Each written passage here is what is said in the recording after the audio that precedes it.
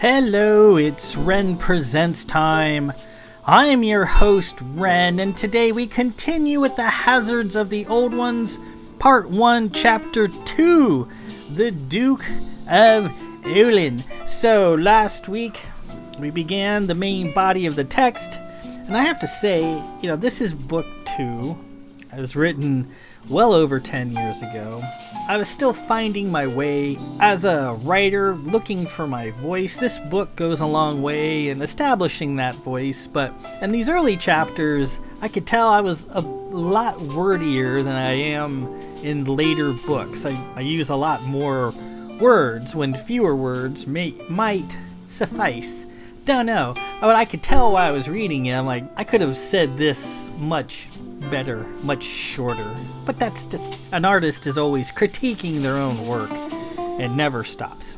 Also, I used to like to play a lot of games in the early days. I'd like to hide things in the text and go, ooh, I wonder if anyone will find this. And maybe some people do. It's not really relevant, but I hid a lot of names in the text. There's a lot with the letters M, A, B, S, and like the very first line in the book, may all be saved, M-A-B-S, and it's also the very last line of the book when we get there as well. And I even hid it in the text in various spots, like strategically. There's an M, there's an A, there's a B, there's an S. The way that the names of the chapters lay out, you see it again, M-A-B-S. I did that a lot. You can figure out why I did it or what it means. Yeah, cool. Good on you. But, I used to love to do shit like that. It's just what writers do, and then after a while you get tired of doing that and you just get to the plot, and that's the main thing. This week, Chapter 2, the Duke of Oyln, we have previously met the Duke of Oyln. If you recall prologue number 2 called The Capture, that was the Duke of Olin capturing a black hat. And what he wanted to do with this black hat, or what his endgame was, is currently unknown. But by the end of this chapter, it will be known. Another thing I'm noticing with this book, publisher used the smallest font possible to squeeze this book down to 410 pages. So this current chapter today is about 10 pages long, but it's more like, compared to the other books, like 16 pages. It takes a lot longer to get through these chapters than the previous books. I don't know why my dogs start barking whenever I start doing a recording. They're supposed to be Boston Terriers. They're not supposed to bark much, but these ones do. Anywho, let's proceed immediately. Part 1, Chapter 2, the Duke of Olin.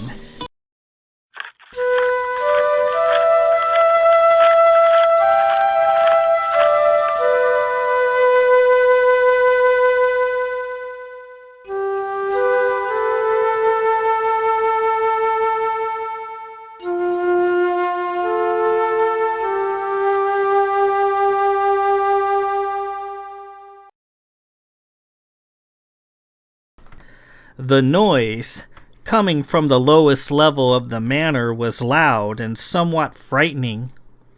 The moaning, the banging, a miserable demon must certainly be imprisoned down there. There had been few guests at the manor recently, and those that did come were troubled by the noise. Casual strolls through the manor were disturbing. Dinners were impossible. They inquired about it to the staff and asked when the noise would stop. They were certain a huge pained animal was locked in the dungeon, wretched and miserable, one that ought to be given peace. Hershey, Lord of Milton, a stately and gangly gentleman, bewigged, cloaked to make him appear like an old man, had stormed into the manor one afternoon.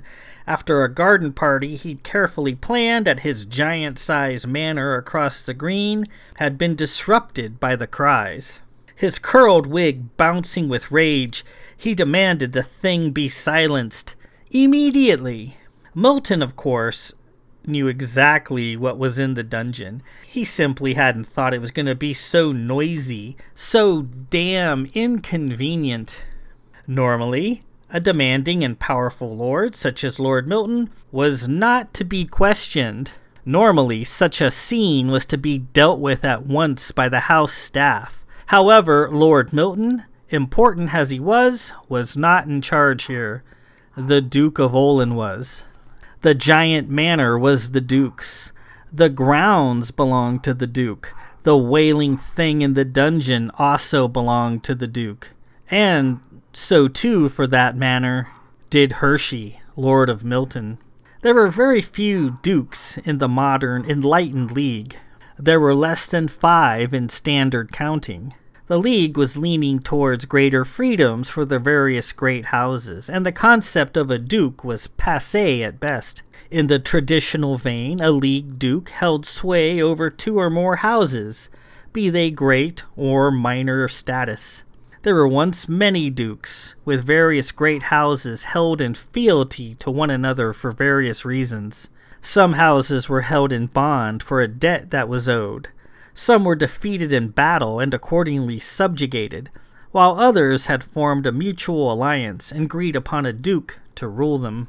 And so, the Duke of Olin. House Olin was one of the premier houses stemming from the sturdy, ancient line of Esther, located in the marsh-riddled eastern continent north of Calvert. The ancient Esthers were close allies of the Vith, and through generations of intermarrying, had incorporated many of the Vith gifts into their own, though Vith blue hair was unheard of in Esther. Their sandy blonde hair swamped it out.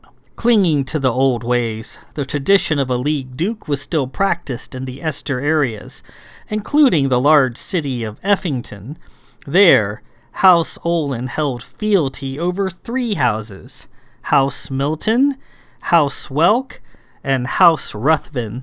Ruthven, traditionally a proud and fierce house minor of the Calvert line, had been defeated in battle long ago. The relationship was mutually beneficial, and the 2 houses, though separated in name and standing, coexisted as one. House Welk had voluntarily subjugated itself to the House of Olin several years back. They went bankrupt and needed ready cash. Maudlin and uninspired, House Welk kept to itself in the city of Gamboa, living off a monthly allowance provided by the Duke, and did as it was told without fuss or further interest. And then there was House Milton, a stuffy, complaining, scheming house to be sure. It was a house that chafed in its situation and yearned loudly to be free.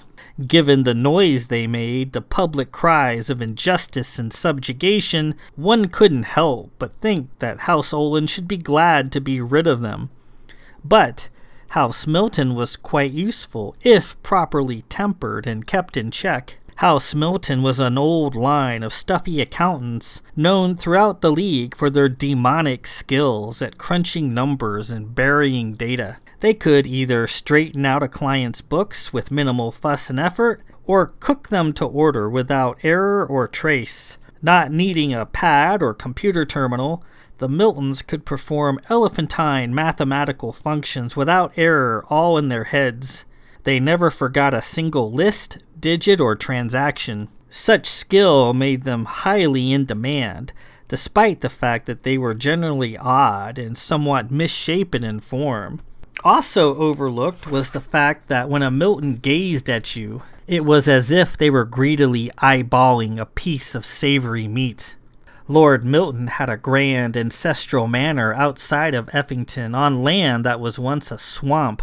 His manor was big, somehow oversized and out of scale, which the Miltons proudly stated was an old architectural tradition that ought to be revived. It was as if his manor was built to accommodate a person or persons 20 feet tall. There were 2 grand manors on Milton's land, the strange big one that Lord Milton resided in, and a normal-size manor on the grounds to the south which House Olin had relocated to decades ago.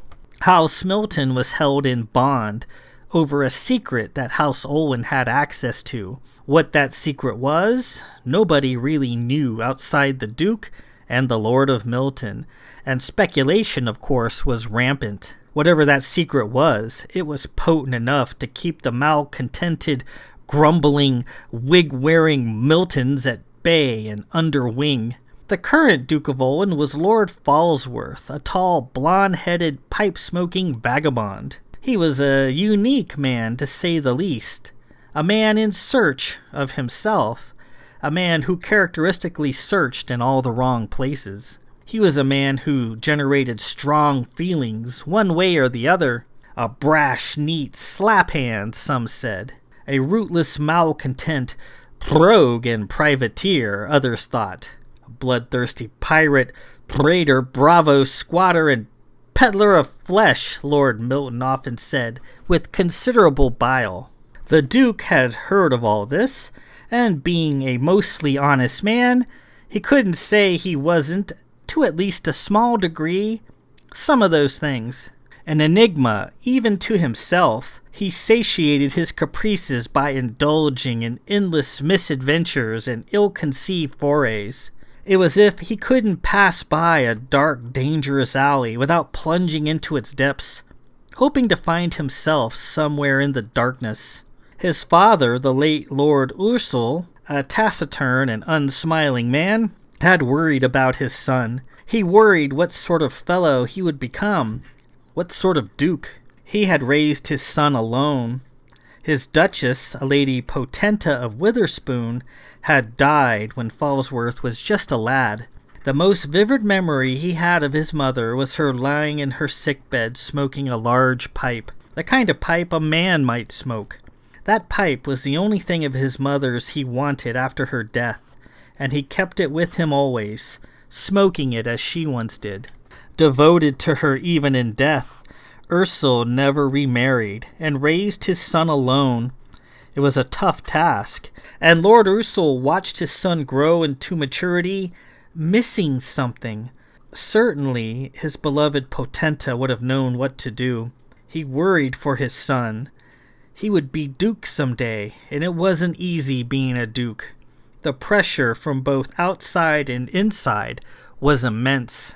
Even as the lid to his coffin was slammed shut, Lord Ursel bore a confused look on his dead face that cried out, "What in the name of creation have I left to this world? Who is this boy I raised?"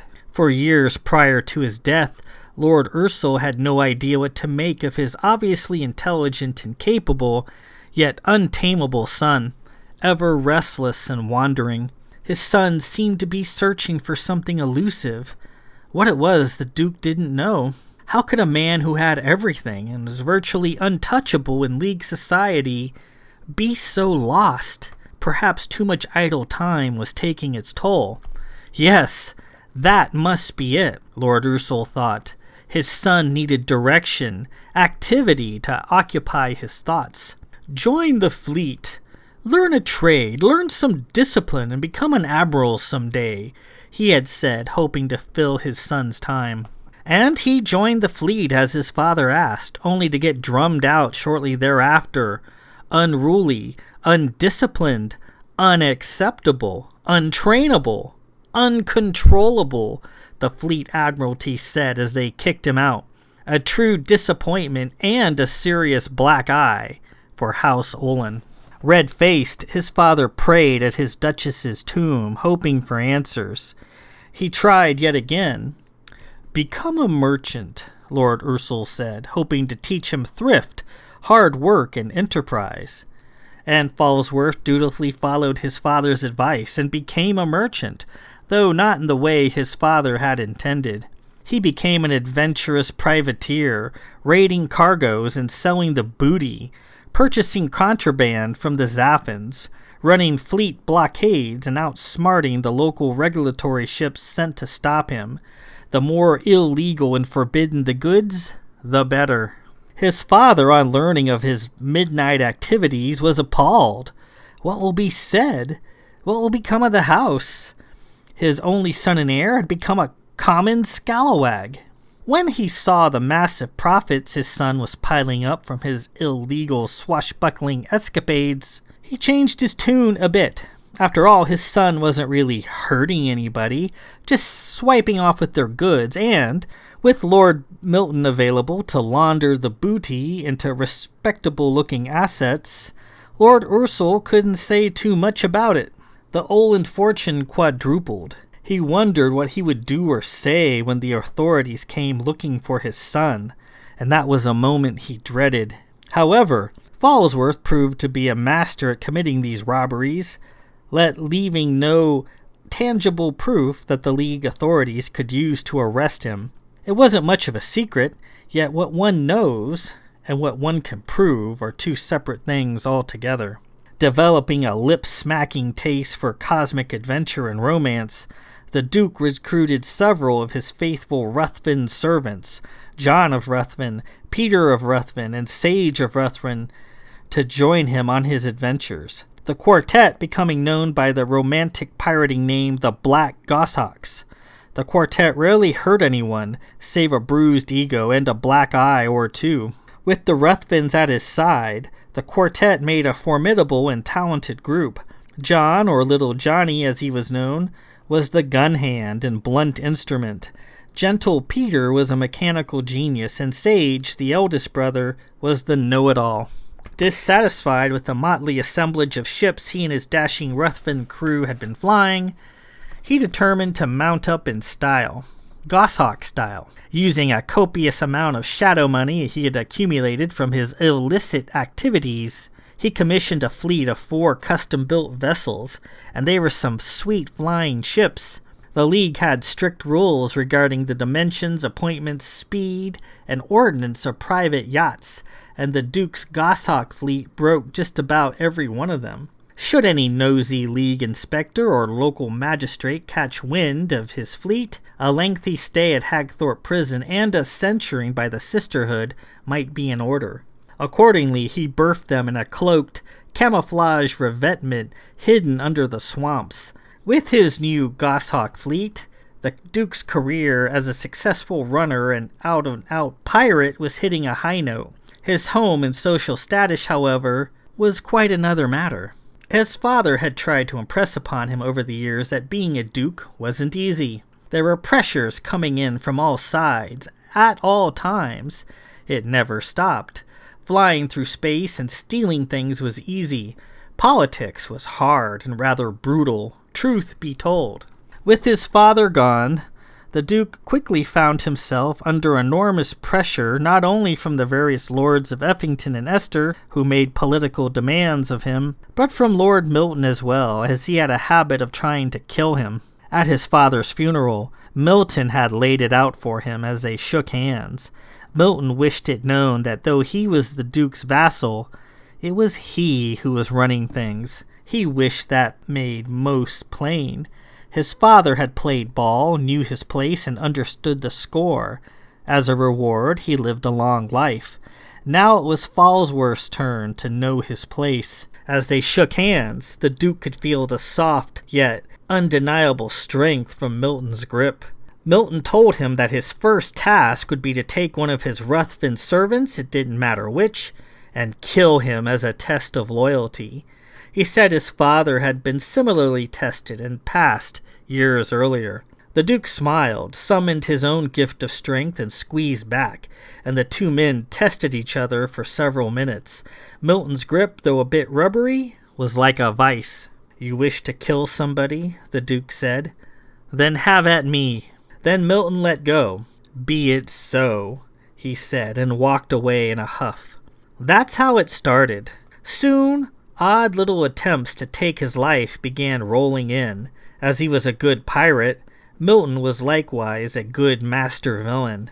The Duke even found himself enjoying matching wits with Milton. It added a touch of spice to the humdrum of the day, though his Ruthven associates, Sage especially, were appalled. He became aware of his mortality. As he survived one attempt after another, he decided to take a duchess and have a few sons. That way, should Milton get lucky and put him to the grave, then the dukedom would be secure and the Ruthvens would be taken care of. He arranged via his staff to be wed to some Remmath lady. It didn't really matter who it was. He wasn't planning on being a faithful husband anyways. Too much temptation was floating around out there. The marriage was a failure, the lady not content to be forgotten. They divorced. A second woman was found, and then a third, each ending in quick divorce. Apparently, they wanted an actual husband.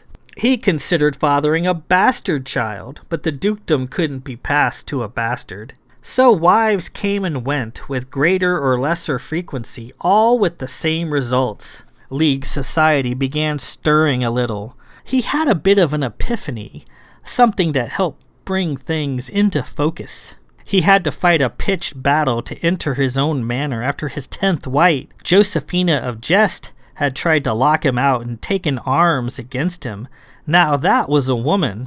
He found Josephina's sudden resourceful toughness and willingness to do him real bodily harm refreshing, exciting even. She'd never shown that type of cloth before, not on the town, not in the parlors, and certainly not in bed. But there she was, hoisting gun and burping off clouds of lead, cursing him the entire time. As he fought his way into the manor, bullets and energy beams flying, he thought just for a moment that he'd discovered himself at last, that all he'd have to do is take her hand, and perhaps he'd finally become a complete person. The rogue, the playboy, the pirate, the duke could all merge together and become a complete man. Josephina had proved herself a lady worthy of respect, and maybe that's what he was looking for all along. Perhaps with her at his side, he could set himself and become a proper duke, a proper husband, tending to the dukedom and his duchess, fathering an heir at long last. All that could have been his as he reached out to Josephina, only to watch her plummet away out the window to her death, gown, weapons, and ammo billowing as she fell gracefully, choosing the long fall over the slow burn as his duchess. He mused the elusive missing half of himself fell right along with her out the window. And Falsworth continued on as he was, in search of wholeness, and toiling under the mounting problems of being a duke. Time for a new wife, but this time he wanted something different. All 10 of them so far had been standard league socialites. This time he wanted someone tough, someone like Josephina, whom he remembered fondly and memorialized with a grand vault. And Lord Milton, ever the snake, ever the serpent in the grass, had the answer, though the obvious connotations were sinister. As he went through the latest hall of swag, cleverly hiding the booty into respectable and legal outlets, Lord Milton told him, of all things, Zaffin black hats made wonderful wives. They were exciting, loving, intelligent, powerful, and extremely dangerous to boot. Some idiot northern lord had broken a black hat and turned her, so he had said, married her, and now roams the skies with her at his side. The precedent had been set. Black hats were not only welcome in League society, they were quite popular at the moment. Obviously, Lord Milton could not be trusted. Obviously, Lord Milton was an old crutch eager to see him dead, but he was a good source of information when properly tempered. He might actually be onto something. A black hat for a wife? He'd not thought of such a thing before, and the idea titillated him. The Duke sat there smoking his pipe and considered the possibilities. The obvious problem with courting a black hat was clear. They're evil. Having dealt with Zaffins for as long as he had, he knew they lived in terror of them, a sect of tiny murderesses in red and black, scattered about Zaffin space and their foreboding Shadowtech temples. He recalled seeing one once, flying over Moan in his Goshawk, a black, sullen, windowless structure seeped in evil, sticking up like a rotten tooth and given a wide berth by the other buildings in downtown Moan. The Black Hats weren't just evil, they were mean too, delighting in mayhems and cruelty and pain and death, and they didn't care who they inflicted their trade upon. Any soul, League or Zaffin, would do. Their temples all featured a huge open door that spewed darkness, and those who happened to wander into the door were never seen again. killed inside like a bug in a web. So, in order to get to the allegedly sweet center of a black hat's heart, the undeniably thorny exterior would first have to be dealt with in earnest. But maybe, just maybe, a tamed, in-love black hat could answer the lifelong question that Josephina nearly had. Who am I? And so, the ululation coming from his dungeon, the black hat he had captured. It hadn't been easy. It hadn't been easy at all. His usual partners in crime, the Ruthvens, weren't much help. Little Johnny, as usual, was up for it. Peter, the all-around nice guy, urged extreme caution, and Sage, the bookworm, flat stated it was not possible to turn a black hat. It hadn't been done in thousands of years. That northern fellow did it, the Duke replied in earnest. Propaganda, Sage fired back. He mused that the northern lord probably fell in love with some cheap harlot, barfly, or undesirable fungus-infected dirty courtesan, married her, and made up the romantic black hat story to cover his shame and gloss his reputation. Black hats, Sage said again, could not be turned. They were born evil, and they would die that way. But that was that. His heart was set on a black hat. Somewhere out there, a black hat was about to be turned. But how? How to do it? He couldn't just go to their temples, charge in. Those dark places were their centers of power. There, they will surely kill him and have him trussed up in Shadowtech in no time.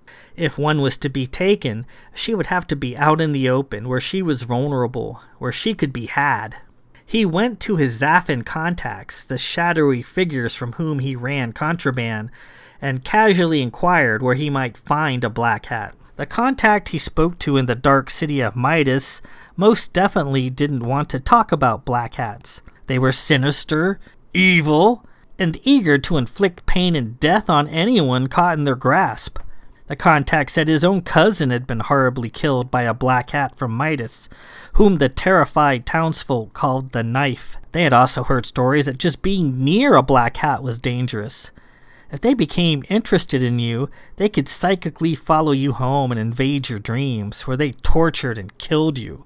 Contrabulation, they called it. The Duke thought such a thing was a lot of nonsense, but the contact insisted he knew a brother of a friend who had died in such a fashion. The contact was afraid to even discuss the matter. The Duke, however, wasn't going to let it drop. Shrugging, pulling him aside in whispers and plying him with cash and drink, the contact told him about a black hat snaring operation that was underway somewhere on the planet Xandar, and that he had supplied a load of food to it a few days earlier. They said they were pilgrims, but the black hat's sinister presence was unmistakable. The contact also said not to bother looking for them, because black hats worked under painted cloak and were undetectable. And even if he did somehow manage to detect it, he would die, horribly. The Duke, smiling in his black duster, sap scarf, and black triangle hat, puffed on his pipe and anticipated what was to come. He wasn't going to miss it for anything. Delivering several cargoes of fine Onaris coffee, a popular underground drink in Zaffin society, to Xandar, he secretly poked about, trying to glean some information regarding the whereabouts of this black hat snare operation. Nobody seemed to know anything, and it was damn frustrating. This was a chase, however, a hunt, and the Duke thrilled at the prospect, not only of locating the black hat, but of the epic fight he was going to have on his hands once he got her. Sending the Ruthvens off to run some Zirkle spirits back to the League, the Duke stayed in orbit, watching and waiting. Sage told him, begrudgingly, that Shadowtech tends to be hot, and if the Duke really wanted to locate a black hat snare operation, then look for heat. One advantage the Duke of Oyln had over his fleet counterparts was that his Goshawk ships were brimming with scan and sensing equipment, much more so than a standard Straylight vessel mounted, falling just short of the equipment on board a Science Ministry Venera vessel. Using his gear to the fullest, the Duke combed the surface of Xandar. He wasn't quite sure what sort of heat he was looking for, but he put his nose to it anyways, turning his gear. If the Duke was anything, it was patient. Eventually, his efforts yielded fruit. Near a small Xandarian village, he located unusual heat patterns. Adjusting his scopes, he found what he was looking for. There they were, lit up in his thermionic scanner, 50 people busy at work. What they were doing, per se, he couldn't tell, but they were hard at it. There were naked men stationed at various intervals, the black hats dreaded Hulgusmen, no doubt, standing in defense. Others, females, were busy with this and that, and there in the middle was the black hat, a small but commanding robed woman, masked, hot shadow tech pouring out of her like water out of a fountainhead. The Duke, safe and snug in orbit, watched and waited. He eventually tuned his scanners to the point where he could hear the black hat speaking.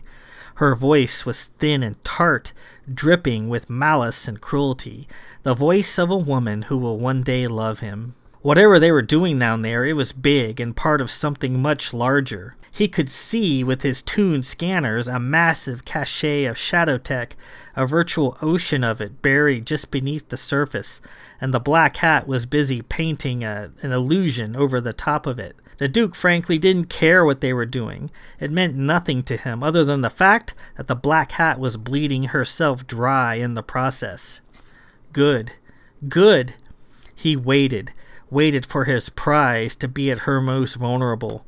Then, gripping his throttles and kicking the bar, he heard what he was waiting for. The black hat, after a long day of covert painting and casting, said, "I go to rest. I am tired and can do no more. Look to these rabble, for I am not to be disturbed on pain of death." Oh, the Duke thought, lighting his pipe.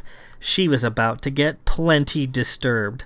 He rolled his goshawk down from orbit and heated his starbeams. Normally, the Duke was not the sort of fellow to go in guns ready, but this was a black hat. She was evil, and if he was to survive this, he'd have to arrive swinging.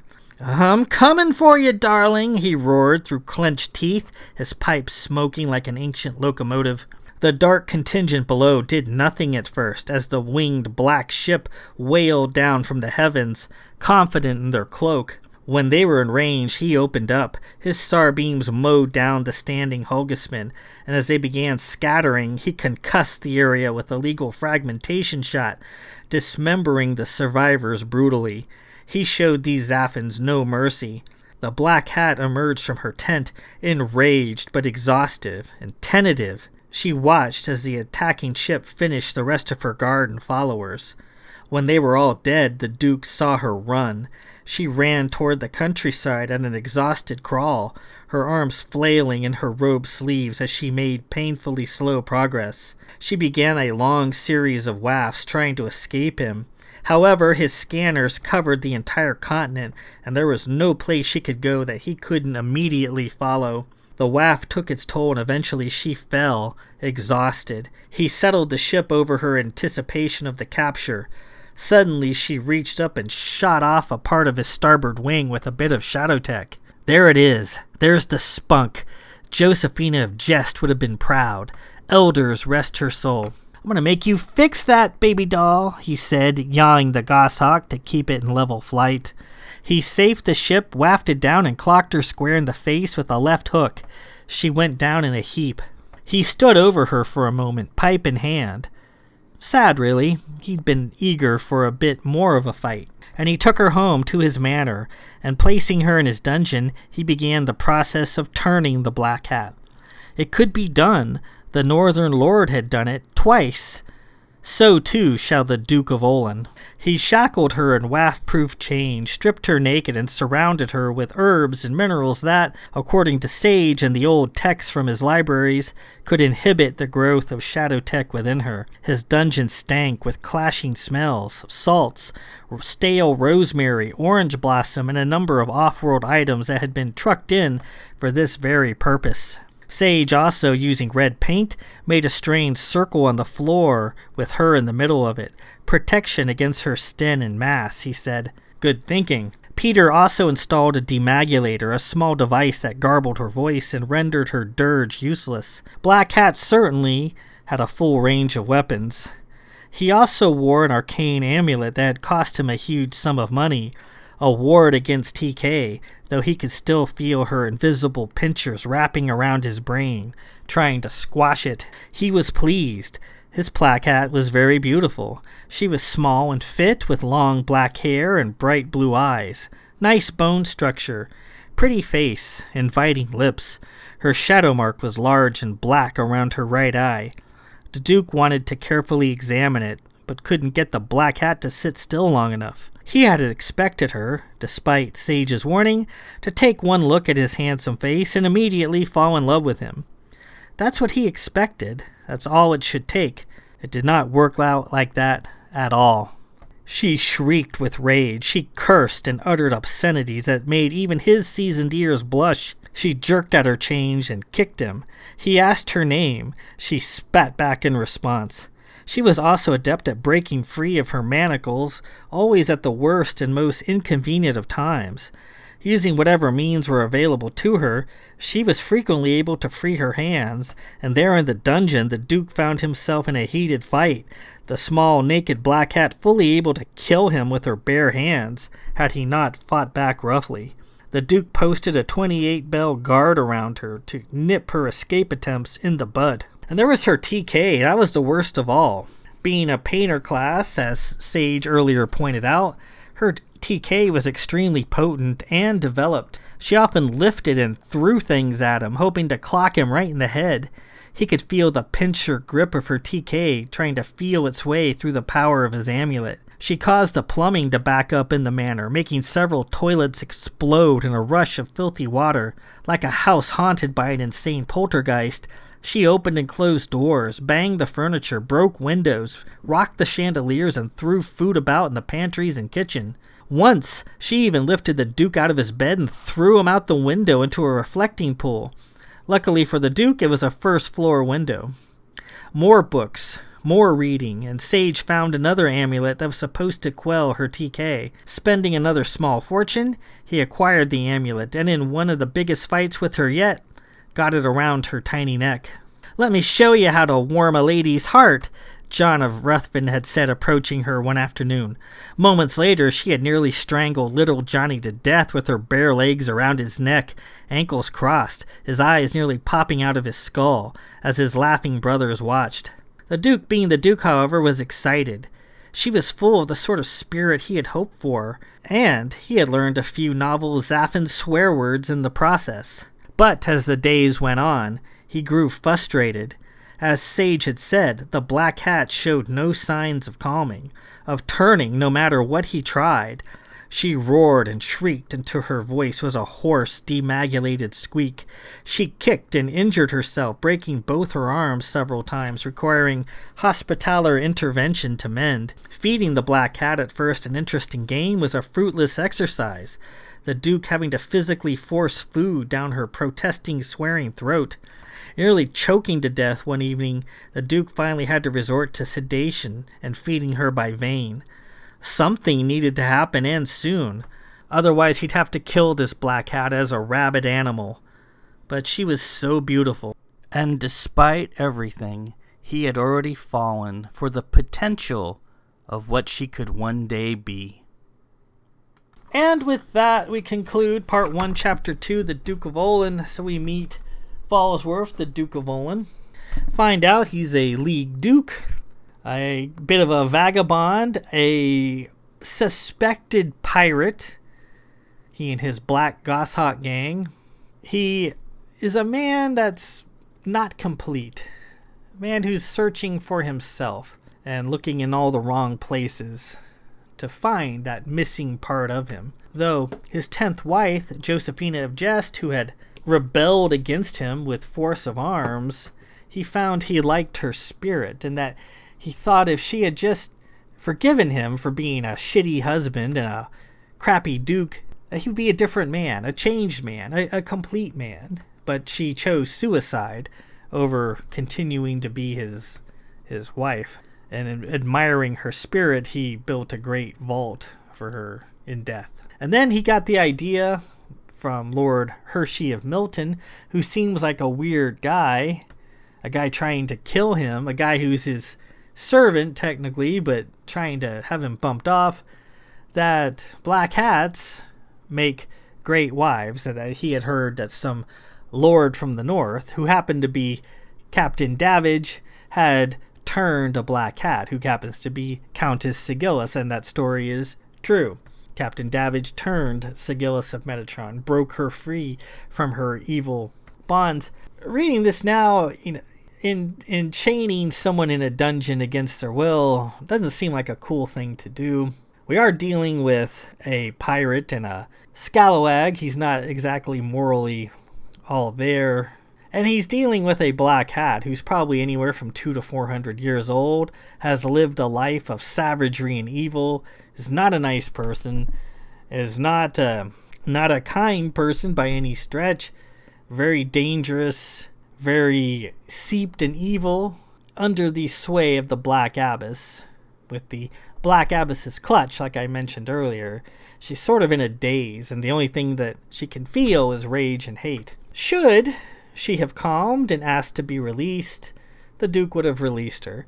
And should she had objected to this situation and wanted to leave and go elsewhere, the Duke would have accommodated her. He's not that much of a scalawag, but she hasn't really said much of anything, trying to kill him with TK, with Shadow Tech, with her bare hands. She keeps getting out of her shackles, yada yada yada. So that's why the Duke, in Prologue 2, captured a black hat to try to turn her, and with luck, take her as a wife, if all things worked out. So the Duke has himself quite a problem. This black hat in the dungeon who's getting weaker and weaker and showing no signs of her evil black hat's clutch abating. Yet he's become attached to her to some extent and doesn't really want her to see her harmed or see her die. That's for certain. Doesn't really know what to do, how to proceed, how to turn this black cat.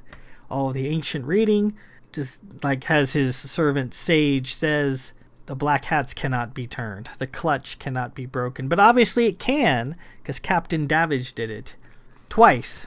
So it can be done. It's just not doing what needs to be done.